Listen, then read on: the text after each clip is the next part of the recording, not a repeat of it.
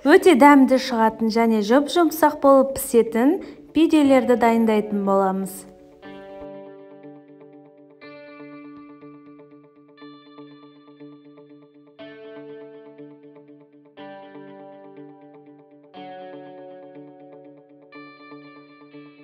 Ең алдымен бізге бір ас қасық дрожжа, бір стакан жылы сүт араластырамыз.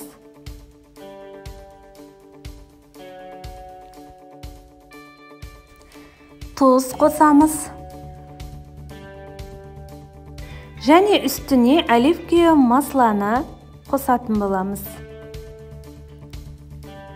Ұнымызды қосып, жұп-жұмсақ қамыр дайындайтын боламыз.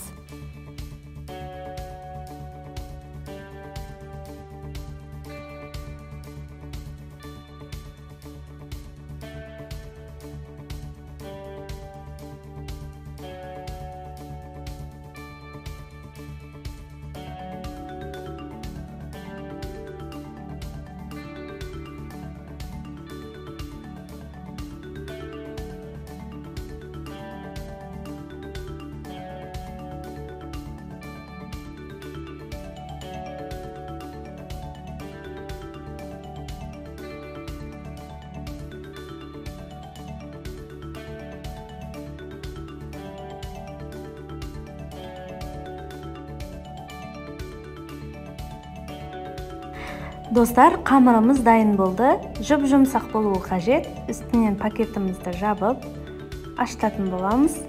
Енді қамырымыз ашығанша біз ішіндегі начинкаларын турамыз. Бізге ең алдымен көкөністер қажет, шпинат және петрушка. Екеуін жақсылап майдалап турап аламыз да.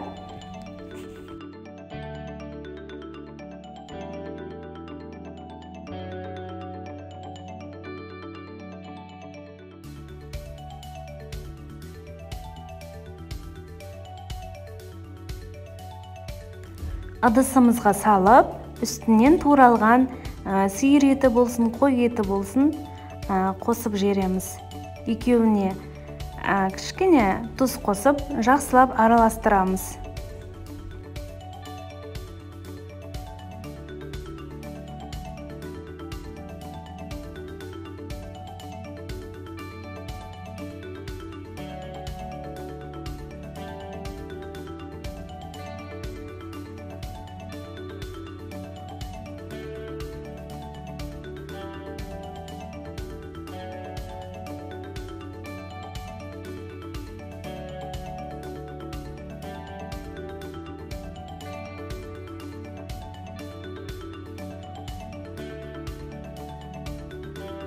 Достар, енді сырымызды теркадан өткізіп аламыз.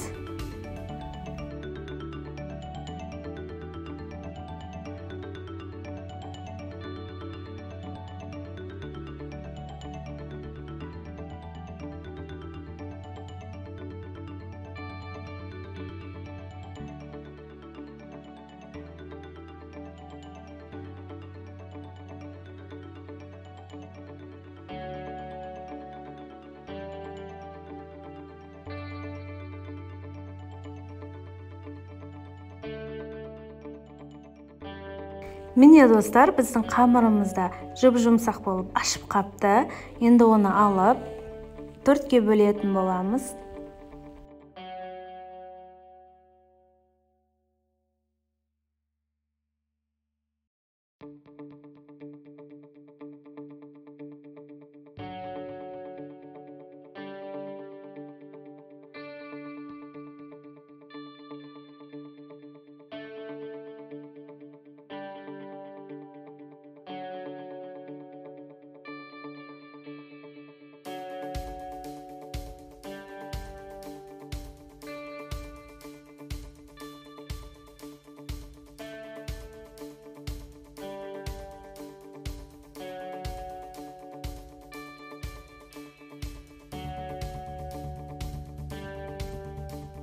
Достар, қамырымызды жайып шығатын боламыз.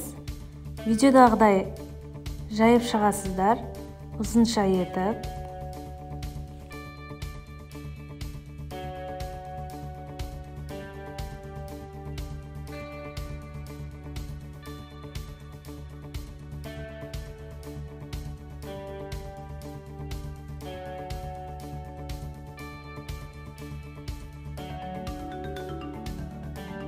Міне достар, қамырымызды жайып алдық. Енді үстінен шпинат қосылғанды жақсылап әп-әдемі етіп жайып шығатын боламыз. Және де жан-жағын видеодағыдай қойып шығамыз қамырды.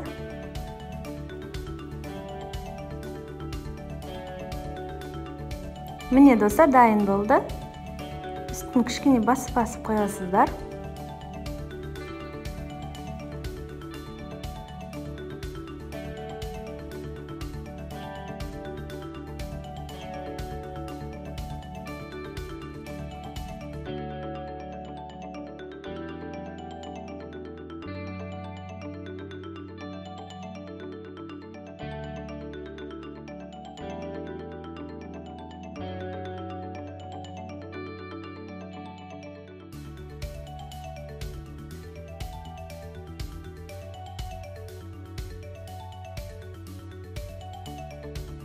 Достар, дәл солай 4 қамырды да осылай ұзынша етіп жайып аласыздар.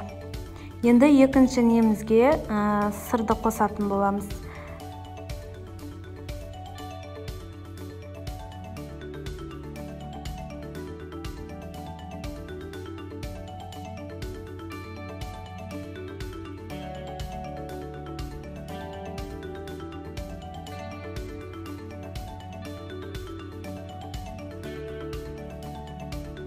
Достар, осылай видеоға қарап істей беріңіздер.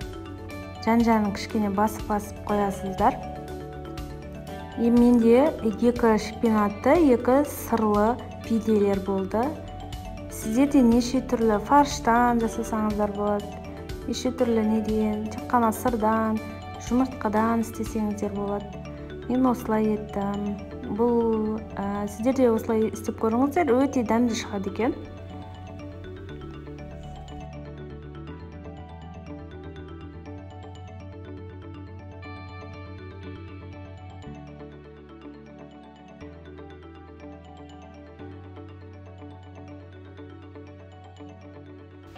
Міне достар, екеуден 4 шықты, 2 шпинаттан, 2 сырдан.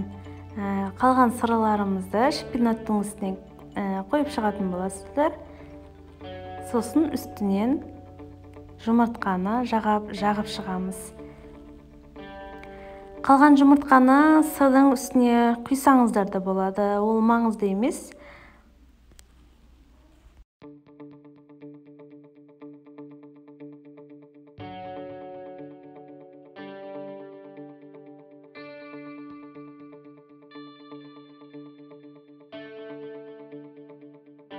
Міне достар, біздің пиделеріміз пісіп дайын болды. Өздеріңіз көріп тұрғандарыңыздай өте дәмді, әдемі шықты. Енді оны кесіп көреміз. Достар, жұмсақ болып піседі екен. Сіздер де жасап көріңіздер. Өте әдемі, дәмді шықты. Ас болсын. Ұнап жатса тіркеліп лайк басып кетіңіздер.